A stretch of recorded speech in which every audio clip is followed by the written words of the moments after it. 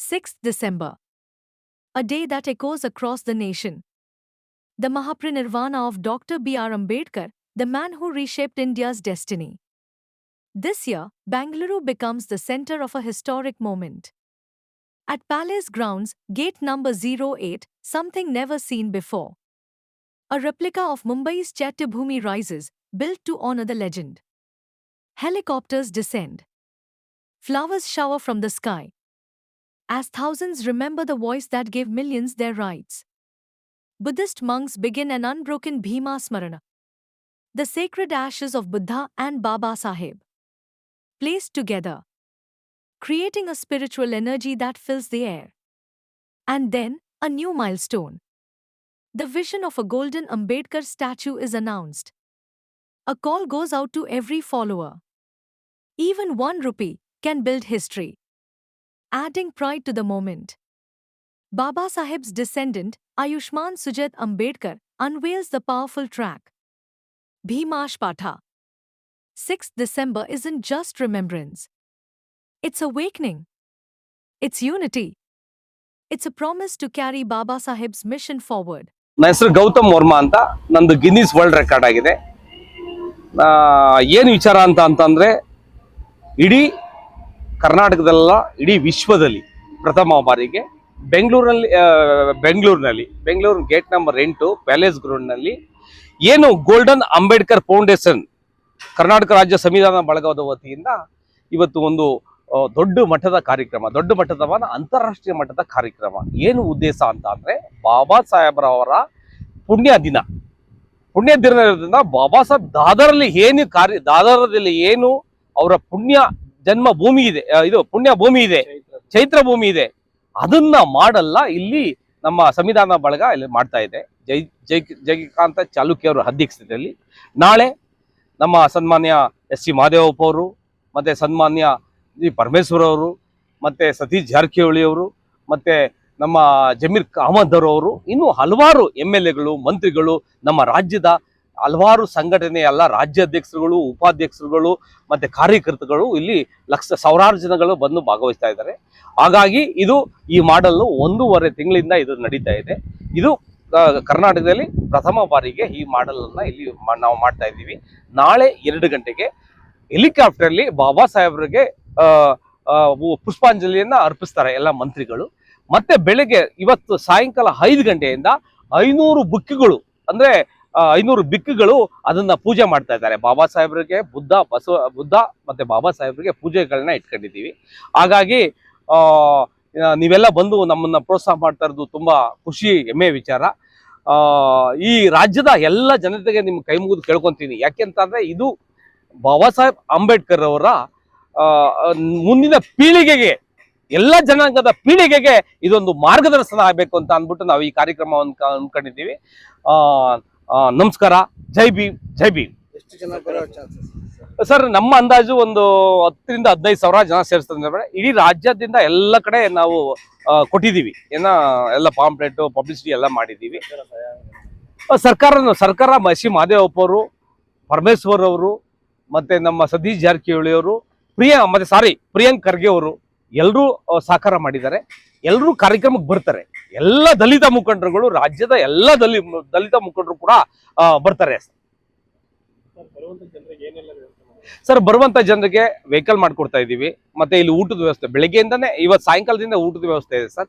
ನಾಳೆ ಬೆಳಿಗ್ಗೆನೂ ಊಟ ನಾಷ್ಟ ಇರುತ್ತೆ. ನಾಳೆ ಮಧ್ಯಾಹ್ನ, ರಾತ್ರಿ 10 ಗಂಟೆವರೆಗೆ ತನಕ ಇದು ನೋಡ್ಕೊಂಡು ಮತ್ತೆ ಅಲ್ಲಿ ಊಟದ ವ್ಯವಸ್ಥೆ, ಅದೇ ಹಾಲಲ್ಲಿ ಊಟದ ವ್ಯವಸ್ಥೆ ಮಾಡಿದ್ದೀವಿ. ಮತ್ತೆ ಹಾಲ್ ಕಾರ್ಯಕ್ರಮ ಇಲ್ಲಿ ಒಂದು 2-3 ಡಿಸ್ಪ್ಲೇ ಬರುತ್ತೆ, ದೊಡ್ಡ ಡಿಸ್ಪ್ಲೇ ಬರುತ್ತೆ ಸರ್. ಅಲ್ಲಿ 50x80 ಒಂದು ಸ್ಕ್ರೀನ್ ಬರುತ್ತೆ. ಆ ಸ್ಕ್ರೀನ್ ಅಲ್ಲಿ ಇಲ್ಲಿ ಕಾರ್ಯಕ್ರಮ ಯಾರು ಡಿಸ್ಪ್ಲೇ ಮಾಡ್ತಾರೆ ಅಲ್ಲಿ ನೋಡ್ತಾ ಇರೋದು. ಮತ್ತೆ ಒಂದು 50 ಜನ ನಮ್ಮ ಬಾಬಾ ಸಾಹೇಬ್ರ ಸಾಂಗ್ ಅನ್ನ ಹಾಡ್ತಾ ಇರ್ತಾರೆ, ಬಿಕ್ಕುಗಳು ಪೂಜೆ ಮಾಡ್ತಾ ಇರ್ತಾರೆ, ಈ ಕಡೆ ಹಾಡ್ತಾ ಇರ್ತಾರೆ. ಊಟದ ವ್ಯವಸ್ಥೆ ಎಲ್ಲ ಮಾಡಿದ್ವಿ. ಪ್ರತಿ ವರ್ಷ ಮಾಡ್ಬೇಕಂತ ಏನಾದ್ರು ಸರ್? ಪ್ರತಿ ವರ್ಷ ನೋಡೋಣ ಸರ್, ಪ್ರತಿ ವರ್ಷ ಅದು ಹೇಳಕ್ ಬರಲ್ಲ. ಈ ವರ್ಷ ಅರೇಂಜ್ ಮಾಡಿದ್ದೀವಿ, ನೋಡೋಣ. ಪ್ರತಿ ವರ್ಷ ನಿಮ್ಮಂತರ ಸಹಕಾರ ಆದ್ರೆ ಪ್ರತಿ ವರ್ಷ ಮಾಡ್ತೀವಿ ಸರ್. ಫ್ರೀ ಸರ್, ಬರುವಂತ ಜನಕ್ಕೆ ಎಲ್ಲರಿಗೂ ಫ್ರೀ ಇದೆ, ಎಲ್ರಿಗೂ ಫ್ರೀ. ಇಲ್ಲೇನು ಇದಿಲ್ಲ ಸರ್. ಸರ್, ಪ್ರತಿಮೆ ದಾದರಲ್ಲಿ ಏನಿದೆ ಪ್ರತಿಮೆ ಸ್ಟಡಿ ಅಂತ ಸರ್. ಅವ್ರದ್ದು 1-2 ಬಾಬಾ ಸಾಹೇಬ್ದು 1-2 ಮಾಡಲ್ ಇದೆ. ಆಮೇಲೆ ಒಂದಿಬ್ರಿಗೆ ಮೊಗೋಡ ಆಗ್ತಾ ಇದ್ವಿ ಬಾಬಾ ಸಾಹೇಬ್ರದ್ದು. ಬಾಬಾ ಸಾಹೇಬ್ರ ತರ ಏನ್ ಸೇಮ್ ಇದೆ ಅವ್ರ ತರ ಮೊಗೋಡ. ಮತ್ತೆ ದಾದರಲ್ಲಿ ಏನು ಅಲ್ಲಿ ಅವರು ಪೂಜೆಗೆ ಇಟ್ಟಿದ್ದಾರೆ ಆ ತರ ಪೂಜೆ ಇಲ್ಲಿ ಮಾಡಿ ಎಲ್ಲ ಬಿಕ್ಕುಗಳು ಪೂಜೆ ಮಾಡ್ತಾರೆ. ಮನೋರಂಜನೆಗಳು ಎಲ್ಲ ಅವ್ರವ್ರ ಕಲಾವಿದರು ಬರ್ತಾರೆ, ಸಣ್ಣ ಪಣ್ಣ ಹೀರೋಗಳೆಲ್ಲ ಬರ್ತಾ ಇದ್ದಾರೆ. ಹೀರೋಗಳು ಬರ್ತಾ ಇದ್ದಾರೆ. ಧ್ರುವ ಸರ್ಜನ್ಗೂ ಹೇಳಿದ್ದೀವಿ, ಅವರು ಬರೋ ಚಾನ್ಸಸ್ ಇದೆ. ಮತ್ತೆ ಎಲ್ಲ MLA ಗಳು ಮಂತ್ರಿಗಳು ಸುಮಾರು ಜನ ಬರ್ತಾರೆ ಈ ಕಾರ್ಯಕ್ರಮ. ಅವರ ಪರಿನಿಬ್ಬಾಣ ದಿನವನ್ನು ದೇಶಾದ್ಯಂತ ಆಚರಣೆ ಮಾಡ್ತಿದೆ. ಎಲ್ಲ ನಮ್ಮ ರಾಜ್ಯದಿಂದನೂ ಕೂಡ ಸ್ಥಿತಿವಂತರು, ಅವಕಾಶವುಳ್ಳವರು ಬಾಬಾ ಸಾಹೇಬರ ಒಂದು ಚೈತ್ಯ ಭೂಮಿಗೆ ದಾದರ್ಗೆ ತೆರಳಿ ಅಲ್ಲಿ ನಮನ ಸಲ್ಲಿಸಿ ಬಂದು ಪವಿತ್ರ ಪುಣ್ಯ ಸ್ಥಳಕ್ಕೆ ನಮನ ಸಲ್ಲಿಸಿ ಪಾವನರಾಯ್ತಿದ್ರು. ನಾವು ಕೂಡ ಪ್ರತಿ ವರ್ಷ ಹೋಗ್ತಿದ್ವಿ. ಆದರೆ ಒಂದು ಆಲೋಚನೆ ನನ್ನಲ್ಲಿ ಮೂಡಿದ್ದೇನು ಅಂದರೆ, ಅದೇ ಮಾದರಿನ ದಾದರ್ನಲ್ಲಿರ್ತಕ್ಕಂಥ ಚೈತ್ಯ ಭೂಮಿ ಮಾದರಿಯ ಸ್ಮಾರಕವನ್ನು ನಾವು ಬೆಂಗಳೂರಿನ ಅರಮನೆ ಮೈದಾನ ಗೇಟ್ ನಂಬರ್ 8ರಲ್ಲಿ ನಿರ್ಮಿಸಿದ್ದೀವಿ. ಇದಕ್ಕೆ 1.5 ತಿಂಗಳಿಂದ ಶ್ರಮ ಹಾಕಿದ್ದಾರೆ ನಮ್ಮ ಲಕ್ಷ್ಮಣ್ ಮತ್ತು ಎಲ್ಲ ತಂಡದವರು, ನಮ್ಮ ಸ್ನೇಹಿತರು ಗೌತಮ್ ಎಲ್ಲರೂ ಹೋಗಿ ನೋಡಿ ಬಂದು ಎಲ್ಲ ಭಾಳ ವಿಶೇಷವಾಗಿ ಅಲ್ಲಿ ಹೇಗಿದೆ ತದ್ರೂಪ್ ಇಲ್ಲೇ ಮಾಡಿದ್ದಾರೆ. ಬಾಬಾ ಸಾಹೇಬರು ಮತ್ತು ಭಗವಾನ್ ಬುದ್ಧರ ಅಸ್ಥಿ ತರಿಸ್ತಾ ಇದ್ದೀವಿ ಇಲ್ಲಿ. ಅದನ್ನು ನಮಸ್ಕರಿಸಿ ಇಲ್ಲಿ ಪಾವನ ಆಗುವಂಥ ಒಂದು ಅವಕಾಶ ಮಾಡ್ತಾ ಇದ್ದೀವಿ. ನಾವು ರಾಜ್ಯದ ಎಲ್ಲ ದಲಿತ ಪರ ಸಂಘಟನೆಗಳು, ಸಮಾಜಮುಖಿ ಕಾಳಜಿ ಉಳ್ಳಂಥ ಎಲ್ಲರ ಸಹಕಾರದೊಂದಿಗೆ ಇವತ್ತು ನಾಳೆ ಈ ಕಾರ್ಯಕ್ರಮ ಜರುಗ್ತಾ ಇದೆ. ಈ ಕಾರ್ಯಕ್ರಮಕ್ಕೆ ಕಾಣದ ರೂಪದಲ್ಲಿ ಕೆಲವರು ನನಗೆ ಸಹಾಯ ಮಾಡಿದ್ದಾರೆ. ಈ ಸಂದರ್ಭದಲ್ಲಿ ಅವನ್ನ ಸ್ಮರಿಸ್ಕೊತೀನಿ. ಅದೇ ಸಂದರ್ಭದಲ್ಲಿ ನಾವು ಹೆಲಿಕಾಪ್ಟರಿಂದ ಸ್ಮಾರಕದ ಮೇಲೆ ಪುಷ್ಪಾರ್ಚನೆ ಮಾಡಿ, ಇಲ್ಲಿವರೆಗೂ ನಾವು ದಲಿತರು ಬಾಬಾ ಸಾಹೇಬ್ರನ್ನ ನೋಡಲಿಕ್ಕೆ ಅವಕಾಶ ಇಲ್ಲದೇ ಇರುವಂಥವ್ರು ಅವರ ಸ್ಮಾರಕವನ್ನು ನೋಡಿ ಧನ್ಯರಾಗಬೇಕು ಅಂತೇಳಿ ಈ ಮೂಲಕ ಮನವಿ ಮಾಡ್ಕೊಳ್ತೀನಿ. ರಾಜ್ಯದ ಜನ ಮೂಲೆ ಮೂಲೆಯಿಂದ ನಾಳೆ ಬರ್ತಾ ಇದ್ದಾರೆ. ನಮಗೆ ವ್ಯಾಪಕವಾಗಿ ಸೋಷಿಯಲ್ ಮೀಡಿಯಾದಲ್ಲಿ ನನ್ನ ಕುಲಬಾಂಧವರು, ಬಾಬಾ ಸಾಹೇಬ್ರ ಅನುಯಾಯಿಗಳು ಸೋಷಿಯಲ್ ಮೀಡಿಯಾದಲ್ಲಿ ಪ್ರಚಾರ ಮಾಡಿದ್ದಾರೆ.